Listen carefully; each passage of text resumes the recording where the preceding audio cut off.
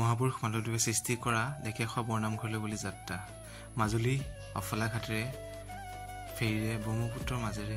এই ঢেকীয়াখোৱা বৰনামঘৰলৈ বুলি যাত্ৰা কৰিছিল ইমান যে এটা মনোমোহা দৃশ্য ব্ৰহ্মপুত্ৰৰ মাজৰ ভাগ ইমান যে এটা সুন্দৰ দৃশ্য আৰু লগতে এয়া মোৰ লগৰ সখীবোৰ বন্ধু বান্ধৱীৰ লগতে মোৰ চাওকচোন ফেৰীত ইমানবোৰ যাত্ৰী ইমানবোৰ এটা ভাল লগা দৃশ্য আৰু ব্ৰহ্মপুত্ৰৰ মাজৰ ভাগ চাওক ইমানখন ফেৰী দেখিছেনে ইমান দূৰৰ পৰা দেখিছোঁ মই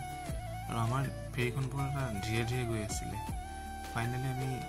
ঢেকীয়াখোৱা বৰনামঘৰ বুলি ৰাওনা হৈ আমি এতিয়া ফাইনেলি আমি পাব হৈছোঁ আৰু এই আমাৰ ঢেকীয়াখোৱা বৰনামঘৰ ফাইনেলি আমি পালোহি ঢেকীয়াখোৱা বৰনামঘৰত ইমান যে মানুহ অতিথি বৰনামঘৰ ভাগ চাওকচোন ইমান ধুনীয়া ইমান যে পবিত্ৰ ভকত বৈষ্ণৱসকল দেখিছেনে এয়া মাধৱদেৱে ভৰি থোৱা 1450 শকতিত ভৰি থোৱা মহাভাগ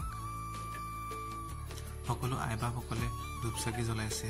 ইমান যে এটা সুন্দৰ পৰিৱেশ ময়ো লগতে চাকি বন্তি জ্বলালোঁ তেখেতক শ্ৰীকৃষ্ণৰ ওচৰত সেৱা জ্বলালোঁ আৰু লগত চাওকচোন 1450 শকৰ এজোপা গছ বট গছ মাধৱদেৱে ৰুই থৈ যোৱা আজিলৈকে জীৱিত ৰূপত আছে এয়া মোক চাওক মই খোজকাঢ়ি আছোঁ তাতে চাই ভাল লাগিলে চাইছোঁ উপভোগ কৰিছোঁ দৃশ্যবিলাক ইমান সুন্দৰ ইমান এটা চাবলগীয়া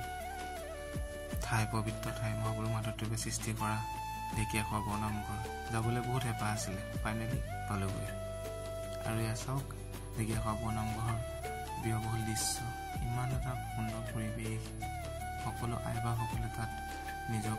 আৰু তাত বজাৰ এখনো বহিছিলে বজাৰতো অলপ বজাৰ কৰিলোঁ লগতে হাঁহি ধেমালি আৰু ঘৰলৈ বুলি কিছু কিছু সৰু সুৰা বস্তু ল'লোঁ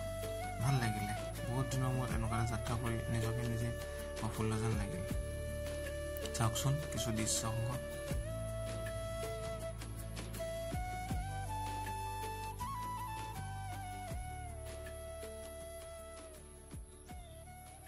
আজিলৈ ইমানতে